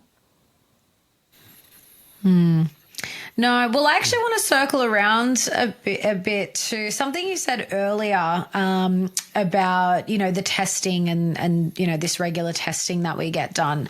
And it reminded me of like pap smears, because I've stopped doing pap smears, and I think that's another trap that people fall into, where when there isn't anything quote unquote wrong with them, we're constantly being poked and prodded by doctors, by the medical system, to find something wrong. And I don't know what it's like in the UK or even the US. I'm not sure if they do it the same. But here in Australia, when you turn 60, you get inaugurated with a stool test kit in the mail so that they can test you for bowel cancer. And it's just like, what a way to initiate people into their elderly years, you know? It's like, we're going to find something wrong with you. And and just because you've had that experience with cancer, I'd love to hear you speak on that, like any insights that you have through your research or just through your own personal experience about how that plays out in terms of, again, how we view our health and feeling like, even when there's not anything presenting, that it's almost like we're conditioned to always be looking for something wrong with us. That's it. Yes, absolutely. We're trained to be looking for something that's wrong with us all the time. So we must be tested for this. We must go for this checkup. And also part of it is now there is the aging process. There is obviously, we don't stay as babies. We grow up. There is a process through this, through this life. It doesn't necessarily mean deterioration. There are changes, yes. I mean, we undergo changes, and it's a question of how much we buy into the system about, falling apart as we age, and that's, inverted commas, it's like air quotes around falling apart, and that's part of the as you get older, you fall apart. Yeah, changes happen, and it's a question of what we want to do about that. But the whole medical system does kind of rely on that fear, rely on that indoctrination that everyone believes that they're falling apart. So they've got to get checked to find out if something, and this is the whole idea of, that there is a disease that gets them, that they get something, or and it's not, it's something. These symptoms are processes that the body is undergoing, possibly because it's been strained by exposure to toxins, or it could be emotional suppression over a whole lifetime, and that things that happened in the past that just sit there and just are suppressed. It's amazing, all sorts of ideas. People who don't speak about certain things that happened, and they just hold that, and it can cause damage in the body. But the system sending out these tests, you've got to go and test and whatever. I mean, I stopped. I stopped going for mammograms a long time ago. I stopped going for, and I don't have. I'm not connected to a doctor's practice, so I don't have those kinds of things dropping in my dropping through my letterbox. I know a lot of people do, and it's quite interesting to see various people posting on things like Facebook or whatever. Oh, I got my stupid letter. Yes, it went straight in the bin. So people are aware that they're being encouraged to be tested for something. So when people take responsibility, then that's part of it, to not outsource, to not be tested, just in case. And I understand everyone's on their journey. So if some people still feel uncertain, I'm not going to say, don't if you feel scared. At the same time, think about why you're scared. And that's also the other thing with genetics, which of course Bruce Lipton said, your genes don't control your biology. So these conditions are not genetic. They're not passed on through genes, because it's not, our genes aren't what control our health. So there's so many parts to all these puzzles, and the fear part is just really what the system plays on. You can see it by all the different stories that keep coming out about because you're going into your summer, so because here we're going into our winter, so there's a sudden flu season has hit early, and that's just all nonsense. And there are reasons that people are yeah, I know, it's crazy. There are reasons that people are experiencing symptoms, but it's flu season. It's just and it's really advertising for the vaccine industry, because that's all that's in the article. Is like, go and get your vaccine. You must be vaccinated, and I think there's an increased percentage of people who are what they call vaccine hesitant. So they're not going along and having their flu jabs, and so they need to bump up the numbers because the numbers are lower. And it's like, oh, there's a low uptake. Oh, we've got to get more people coming along to get their jabs, and that's why it's the no virus position, or the unproven germ theory position is so important, because then people realise that that they're totally unnecessary, because that's not how the body works. Yeah, it's really effective marketing, and they started a long time ago. People forget the germ thing wasn't really a big part of the culture until Edward Bernays. I don't know if that was in the 50s or earlier, but they were marketing. And we used to use these little cups, the little I forget the name of the brand, but there's paper cups, and we would have them. But they did it. The marketing was around the public drink fountains. And, the germs could be creeping around on this public drink fountain. Don't drink from that. Drink from these paper cups so that you don't catch the germs. It was just marketing to sell paper cups. That's where the big public awareness was really being drawn. And that was kind of towards the height of as TV became more prominent and all that. Now, they had germs and stuff before, but it was, there was homeopathy a lot more frequently back then. Back in the States, it was contested, but still present. And I don't know the history of homeopathy in the UK, but I'm sure there was a bit going on here in Australia as well. But homeopathy is proven to provide some very powerful solutions for things that have nothing to do with microscopic germs. It's sometimes hard to describe like what would actually be the mechanism that it actually helps you, except that you just see that it works. So it's a belief thing, but it's also there's an element to it that can be tested double blind and with animals and pets and everything else. But the germ thing, it's falling apart so quickly, and I know it's well established, but I'm like, people have their own experiences with it, and they can deny or believe whatever they want. But you said earlier about there being hardly any or no scientific proof that germs are contagion that are passed from person to person.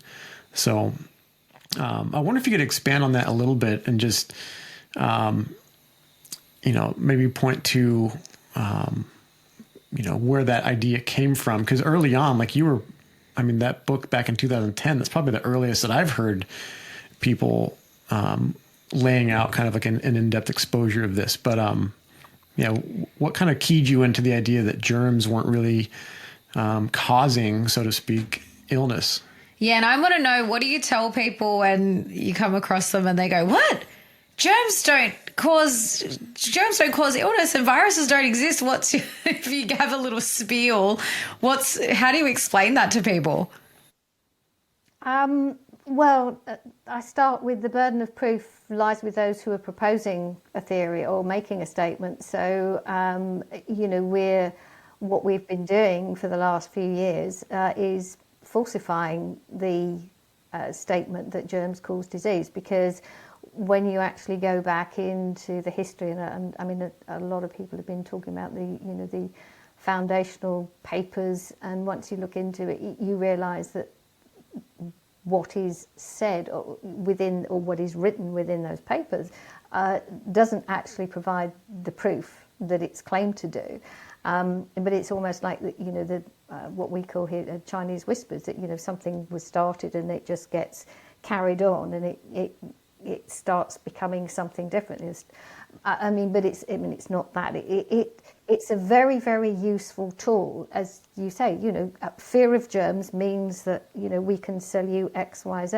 So it's more than marketing. It's also a control thing, because it keeps people outsourcing to find. Will find the germ in me, find the germ, and so tell me what I can do to kill the germ, because the germ is making me ill. Well, that's not about health. That's because anything that you take that kills a germ is harmful by its nature, because it's supposed to kill the germ, and therefore it's going to harm you somewhere within your body as well. Where does it start? Well, I mean, very. I mean, obviously, it seems to have started with Pasteur and that whole idea, but that again, that was latched onto because that seemed to be just for whatever reason, and I don't know how they decided that was the right theory to go with, but they ran with that in the late 19th century, and it was then picked up by the Rockefellers in the early 20th century, and because then they could create these pharmaceuticals from petrochemicals, so they've got the medicines, and then using the experiments that were in these different papers that allegedly showed germs, again allegedly showed germs. So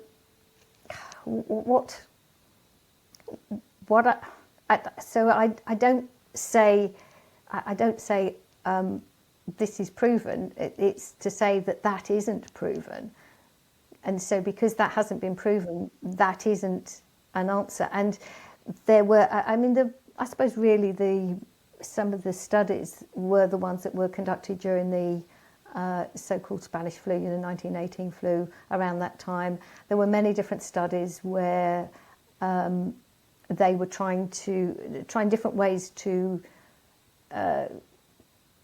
just view transmission. So they had healthy people go into these different hospitals where there were men with the condition that now is now called Spanish flu, but at the time it was believed to be bacterial. It wasn't even talked about as a virus back then. So there are all sorts of different experiments where they've tried to demonstrate contagion or transmission, and the healthy men spent loads of time with the ill men, get them to cough in their face. They even had, they took substances from the ill people from their noses and whatever, and put it up the noses of the healthy people, and virtually nothing happened.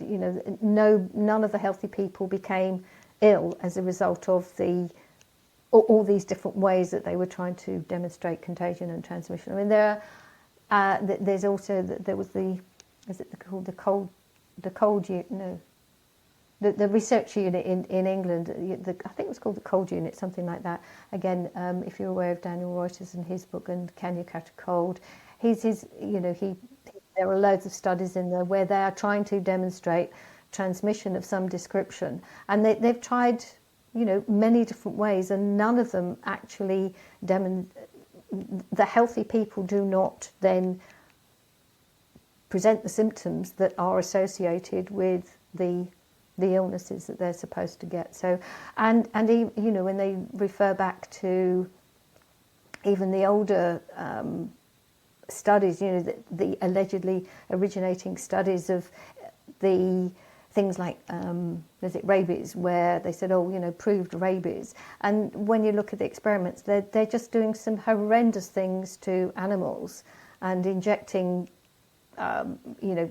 brain material into them, or injecting material into their brains, and then wonder why they get ill. We go, well, that's not the route of transmission of so-called rabies. So, it's to look at these stories and these reports with an open mind, with curiosity, instead of going, oh, that's what they say, to actually read it carefully and say, that actually doesn't prove what they're saying. And that's quite a lot of what's in What Really Makes You Ill, because it's to show what is being reported in the mainstream and say, well, this is what this is based on. And when you look at what it's based on, you think, actually, that isn't doing that. So it's getting people to see that they're being fooled by the story, by the report from the media. And that's where most people stop. Whereas once you start looking at the alleged evidence, it just isn't there, or it certainly doesn't show what it's claimed to show. And that's really the point, to point out the contradictions and to say that's not what they say, So, I mean, that's a long-winded way. So, but also it depends on who's asking. So, and I try to ask them questions to see where they are and to see what would work. And if they're just belligerent, I don't. I just, well, I know, okay, I'm not going to argue with you. But if they're open, then we'll have a conversation. Yeah, and I always think with the germ theory thing is that correlation does not equal causation, and I think that's what we're taught is like, oh, the bacteria is there, you're presenting these symptoms, and this bacteria is here, so that's causing it. And I just see it as, well, the bacteria is there because it's doing a job. Like, we know of the gut microbiome, and allegedly we have more bacteria than cells in our body, and we couldn't survive without that bacteria. And so when there is certain bacteria present with certain symptoms, I now see it as, well, the bacteria is there to do a job. Whether it becomes overgrown, that's a different story. And yes, I totally acknowledge that things can come out of balance and we can get infections where maybe, there is bacterial fungus out of balance.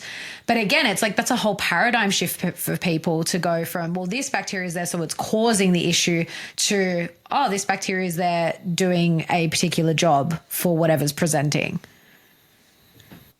Absolutely, and different bacteria are in different parts of the body and performing different functions, and they are part of the cleanup crew, as are fungi, and as are what are often called parasites. They're and they're not parasites; they're there for a reason. That's because the body is in a particular condition. So I mean, that's the terrain. That the terrain is so out of balance.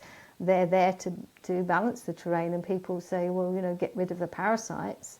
And one of the things that parasites do is that they absorb heavy metals. So if you're going to kill the parasite, then their body dies and the heavy metals are going back into your body instead of in the parasites to then be removed.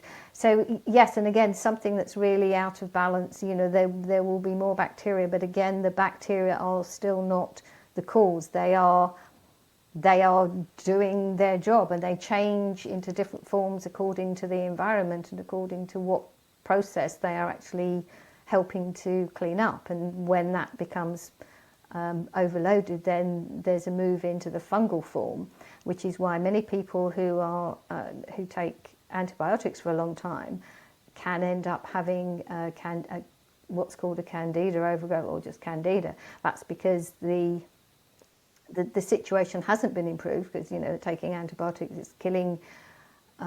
They kill bacteria, but the body's becoming more toxic because antibiotics are toxic. And so it's like bringing in the next part of, I don't want to call it an army, but the next group of helpers to say, well, we're not clearing this. We need some bigger helpers so that the fungal forms come in, which are the candida. So if people are aware of what's called pleomorphism, I'd suggest they look into that, because and then when things are restored to, or being restored, the fungal forms will then go, and then the different bacterial forms will go until they then balance out and return to their normal form. So yeah, I mean, it is that, well, bacteria are there, yes, because they're doing a job. It doesn't prove they're the cause, absolutely, and just that correlation, so many people are caught up with that, thinking that, that they're bacteria. Yeah, bacteria aren't fundamentally bad. That's the thing, everyone's going, bacteria, oh, bad. No, they're not. They are performing a function, very important one, as you say, absolutely. Yeah, and I've heard allegedly the number of bacteria in your gut is, I don't know how this is possible, but I've heard that it exceeds the number of cells in your own body. Maybe they're just super, super tiny, but whether that's true or not, just the idea that you have so much that's in your gut that's so incredibly important for your survival, and the regularity that people take antibiotics without thinking about it, usually orally, so it ends up in the gut. And, I'm just like, that's like the first step. I remember I'll never forget this one phrase. I think it was Barbara O'Neill, but it was step one is stop poisoning yourself. If you want to get healthy, whatever you're doing that's poisoning you, try to identify it and stop doing that first, and now we're starting to unroll, like, what does it mean to poison yourself? And externally, the idea that one, you need to understand there's more to it than just what's commonly known. And it just kind of reminds me of when I look at the forest, I see trees, I see bark, I see things growing off of it. I see a hole in the ground where a snake just went in. Like, I look deeply at something. And when I was in the Army, and I grew up out in the country, when I was in the Army, we did land navigation in the woods by ourselves at night. And the guys that lived in the cities their whole lives didn't have that depth of peering into the forest. When they look at the forest, they see trees and they kind of get overwhelmed and get freaked out. If they see something move, they're ready to run the opposite direction. It's very silly when you see that when a guy with a machine gun is like going like this because something's scattered in the bushes. And I was like, that's just the difference, is looking deeply, like what is actually there. And when you train your eyes to see it, you can spot stuff so quickly, a little, a bird there, a snake over there. And you just kind of are more aware or more situationally aware. And the same thing with the body. There's depth to these things, and it's worth exploring and looking into. You don't have to know everything. You'll never know everything. But just knowing that there's more depth to this and there's more meaning to it than just a cursory glance will tell you. So things like the polymorphism, or is it pleomorphism? Where would somebody go to just begin to learn about that? Well, I mean, if anyone did a sort of normal search, they'd probably find some of the more critical, because most of these search engines will take you to the wrong place.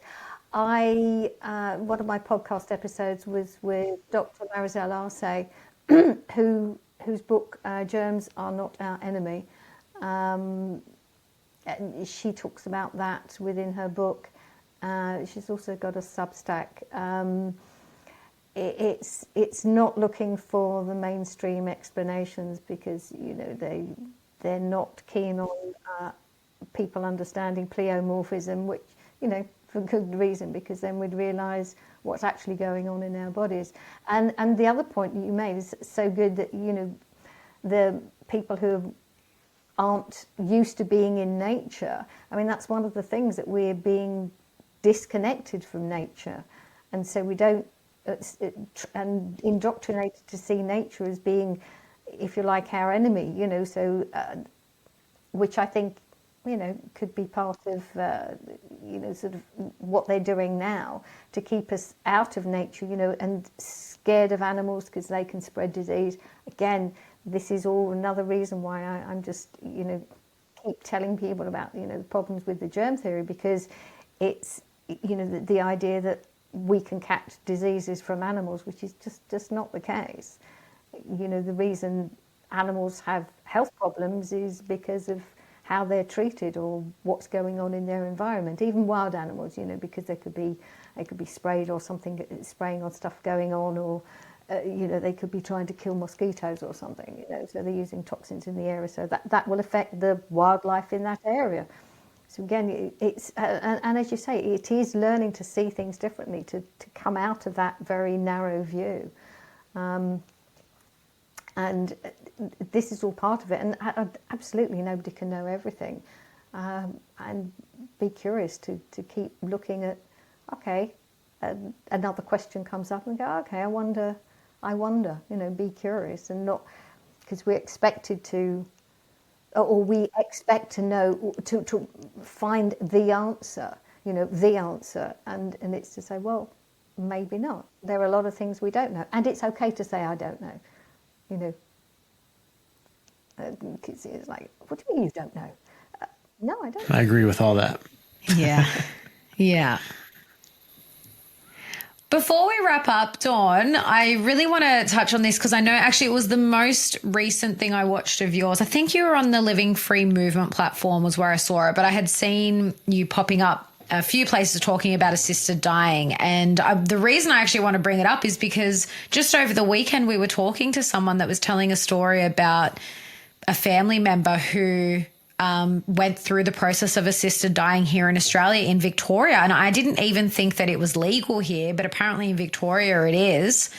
And I was actually a little bit shocked, to be honest, but I know that this is something that you've kind of been delving into recently. So I'd love to hear your take on this becoming more prevalent. Now it seems to be, I remember years ago seeing it it must have been years ago because it was when I still watched TV, on a news program talking about, it was in some like the Netherlands region, where it was like the first place in the world, I think, that it was legal. And, they did this whole story on, how people should have choice. And I remember even back then I agreed with it. This was a long time ago. And now I have very different views on it. And it's not about judging people for those choices, but again, it's about this system that is making these things available.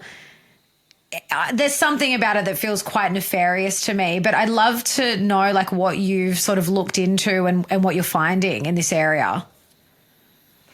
Wow, it's a huge topic. There are parts of it that you can say, well, yes, about choices. My perspective is, I think people should have informed choices. And one of my concerns is that it's offered to people who, well, that's the starting point. It's moving in a different direction, but the starting point is it is to be offered to people who are, and air quotes, terminally ill. And that's my starting point, was what do they mean by terminally ill? And they often mean, people with cancer. And knowing what I know about cancer, and also about the nocebo effect, that terminal diagnosis or prognosis can actually cause that person's life to end, because there are many people who have died pretty much according to the prognosis. Sorry, whatever, sorry, Mr. Smith, you've only got 3 months, and 3 months later the guy's dead. Now there are other people who receive a prognosis that, and they say, instead of saying, yes, okay, doctor, they'll say, no, thank you. And they go and they live for years and they're fine. So because I know the nocebo effect, that was one of the things that rings bells for me, that it's the medical system does not know when a person's going to die. And at the same time, they are contributing to that possibility that that's what's going to happen by saying it. The other thing is they say, yes, but we're right. Well, yes, you are right, because of the way we work, the way humans work, that they can take on that prognosis and fulfill it, and many times people, there are, off the top of my head, can't think where, but where there've been autopsies of people who are alleged to have died from so-called cancer, and the autopsy has shown insufficient pathology to warrant that person having died at that stage, but they died in their time limit. So because of my research, this is my main concern. Now that was my main concern because of it being discussed here in England. Well, it's not the whole of the UK, it's only England and Wales. Scotland's got a different system, and Ireland's doing something different as well. So I was looking into that. I know it's started quite early in Canada, I think it's 2016, and they're now moving into offering it to people who are, it's no longer about people who are terminally ill. It's being offered as an option for almost anybody, and it's being brought into for people with so-called mental illnesses. But again, because of these labels, and this is my problem with it, and my concern, and my efforts to help people learn more about how the body actually works, what these labels are, what's going on, so that they and their family and everything can make informed decisions. And now that's not to say some people aren't, there won't be people who are literally dying because their bodies are beyond the point at which they can return. At the same time, I would still point to the example, a case if you've heard of Anita Moorjani, who was basically, about to die. And she had what's called a near-death experience. And when she returned from that particular experience, her body healed. Now, I mean, she was literally on the verge of dying. And she, as I say, came back. I mean, again, if people want to look into that, I mean, she's still alive. She's talking about it.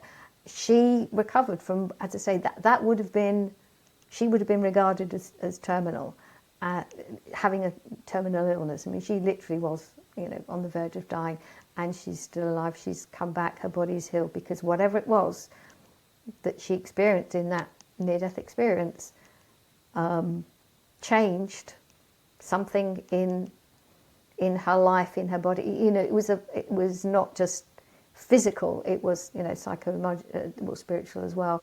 So she came back and is, alive and well and thriving.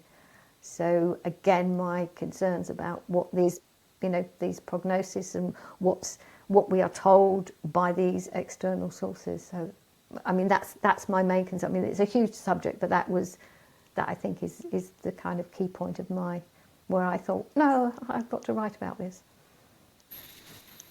Well, I'm glad you stepped up and said something. And I'll point out to anybody, if anybody's concerned that they might take away your right to medically assisted suicide, don't worry. The program is worldwide at this point. It's called the COVID vaccine. So the boosters, line on up. It's like a roulette. It's like a game show. So, but not to make too much of a light of it, but it's like that. Well, I like that you put it that way, because it is medically assisted suicide at this point. It's not, oh, we're just, it's very different to, like I said, when I had first heard of it, this was probably like 15, 20 years ago, maybe, when I first saw it, they did some news thing on it. And it was for someone who was like basically bedridden, in hospital, like I think it was cancer or something. And they were just like a vegetable.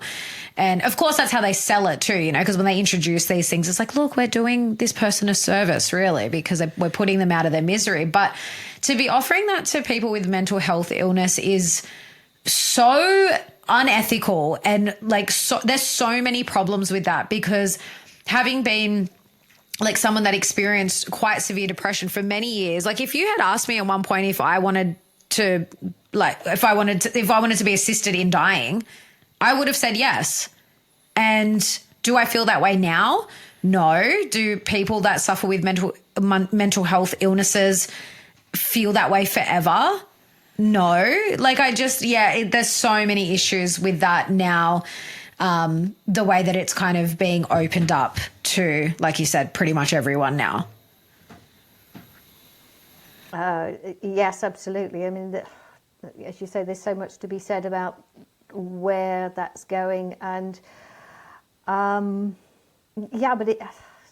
again, everyone's on a different journey. So as I say, I'm not saying there shouldn't be options. I'm all for options. So I'm not saying yes or no. I'm urging awareness and understanding, and just like all these issues, they're not black and white. There are nuances, and I would never say, and it's not even for me to tell other people what to do anyway. So I think people should. So again, should people can make their own choices, and it's not for the system to impose something on people. So I'm all for freedom. Disclose, give them proper disclosure. Yeah. And the drugs they use don't actually kill them, that they put them into a very deep sort of sedation. And again, that leads into the whole thing of what brain death is, and that's a whole other topic. I mean, there's so much to all of that.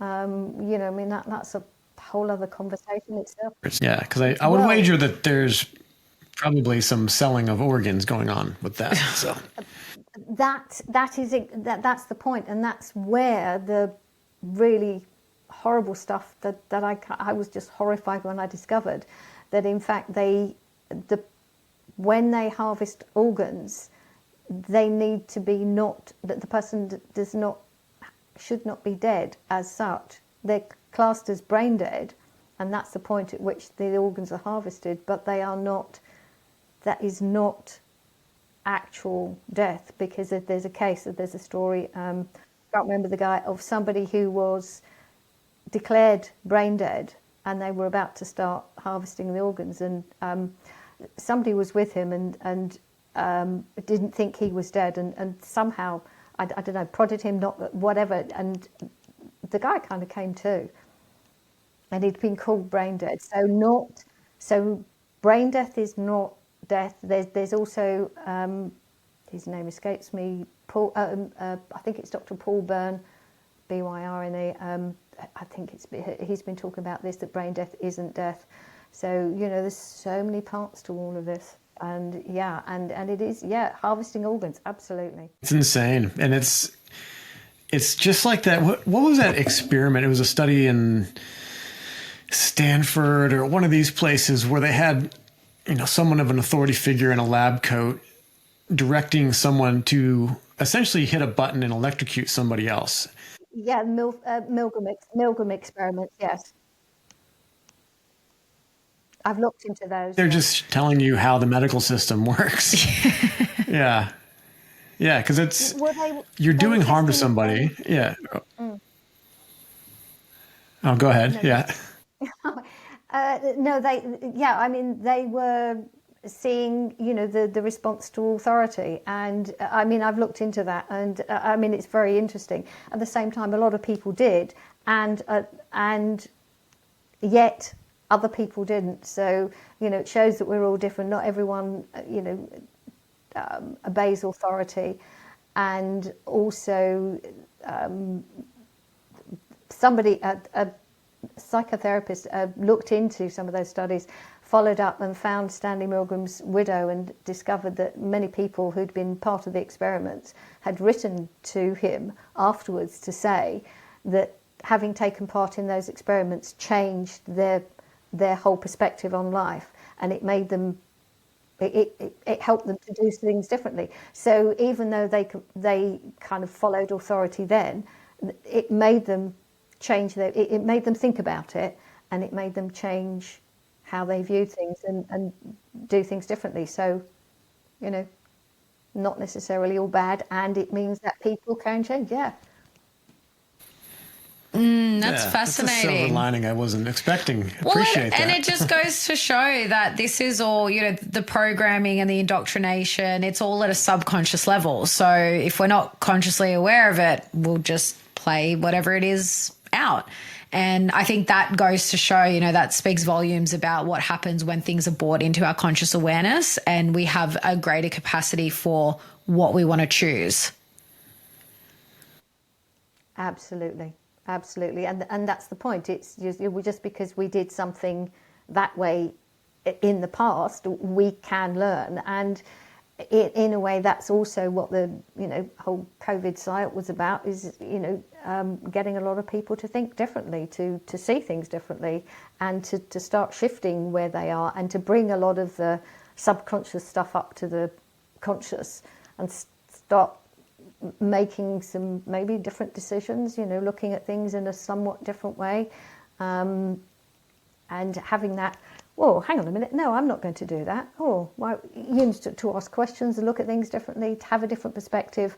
And that's where we are now, moving into different ways and opening up, like we were saying before, about the whole energetic side of things, looking into things in a different way that we may not have done in quite such large numbers without that. So, again, silver lining to the COVID psyop. So, I am a somewhat of an eternal optimist.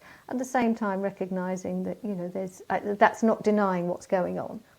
It's always that balance of seeing what's going on and learning to what I can do and how to do and where to go with it all. So, it's always a balance. Yeah. Well, thank you so much for coming on. And yeah, you just hit the nail on the head, eternal optimist, because that's what I was just about to say is I love that your message is so positive. And I think it is just about people being better well informed, and not just by taking in more information from the external, but being better informed by their own bodies, by their own intuition. And thank you so much for the work that you do as well. Like, I feel like you're way ahead of the game, especially with, writing that book and it coming out right before COVID hit. It was, very timely. So how can people stay in touch with you and what you're currently working on now, and get your books and all the things? Well, the book really is from Amazon. I mean, there are some other online stores that probably people can get it from. So that's what really makes you ill. The work I'm doing now is mainly on Substack. There's there's well over 100 articles I've written now in the past over 3 years now.